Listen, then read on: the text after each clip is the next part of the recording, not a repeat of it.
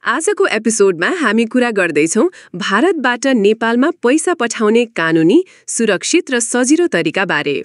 आज हामीसँग हुनुहुन्छ वित्त तथा रेमिटेन्स क्षेत्रका जानकार नरेश भट्टराई सर।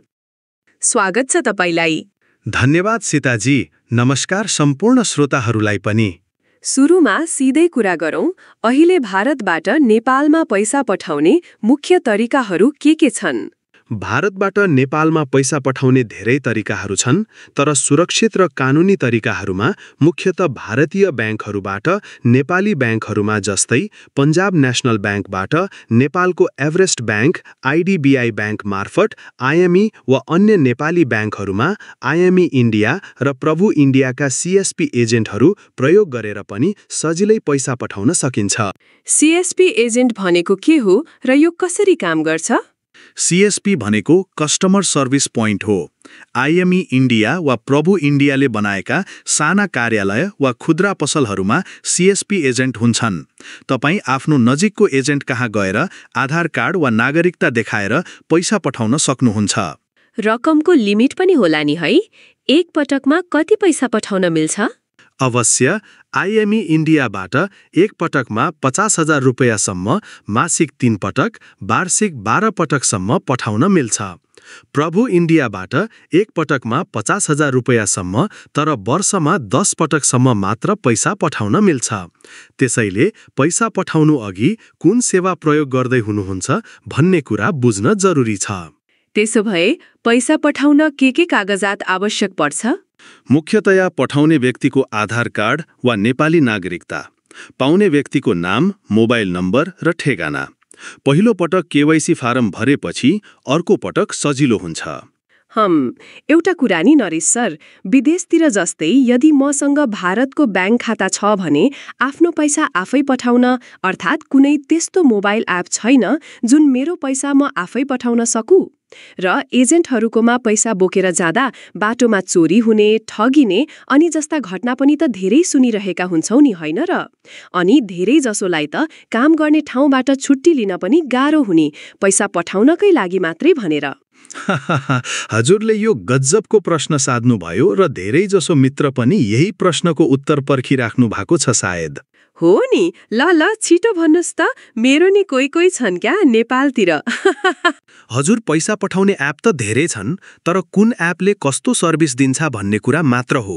सर्भिस भन्नाले तपाईले एपमा केही कुरा बुझ्नु भएन भने सोध्ने ठाउँ, समस्या पर्दा भन्ने ठाउँ अनि समस्याको समाधान कति छिटो हुन्छ भन्ने हो। मलाई अहिलेसम्म राम्रो लागेको एप भनेको डीए सेवा एप पनि हो। त्यसमा पैसा अलि ढिलो गए पनि भरपर्दो र समस्या पर्दा ग्राहक सेवा केन्द्रमा नेपालीमै बोल्न पाइन्छ। अनि सम्भवतः इन्डियाबाट नेपालमा आफै पैसा पठाउने एप पहिलो एप होला जस्तो लाग्छ। यो धेरै पुरानो भएकाले विश्वास धेरै लाग्छ। मतलब अरू एप खासै भर पर्दा छैनन्? नो, मेरो मतलब बिल्कुलै यस्तो होइन नि। कोही बाहेक सबै एप एकदम सही छन् र गर्ने काम पनि लगभग उस्तै हो। अनि अन्य एउटा मेन कुरो त सबै एपको जरो भनेकै आइएमई इन्डिया हो। तपाईँ जुनसुकै एपबाट पठाए पनि जाने भनेकै आइएमई इन्डियाबाट हो। एपहरू त सर्भिस प्रोभाइडर मात्रै हुन्। अनि सुन्नुस् न नरेश सर, एउटा बाठो खेल के, सबै एपमा आइडी बनाएर सबै एपबाट 12 पटक पठाउन पाइन्छ होला नि?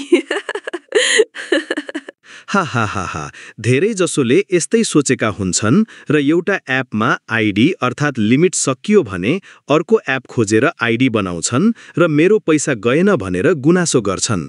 हामीले के बुझ्नु पर्यो भने नियम अनुसार एउटा व्यक्तिले 12 पटक भन्दा पैसा जहाँबाट पठाए पनि गलत हो। लुकेर अर्थात् थाहा नपाएर पठाइरहेका हुन्छन्, तर नियम अनुसार त्यो गलत हो।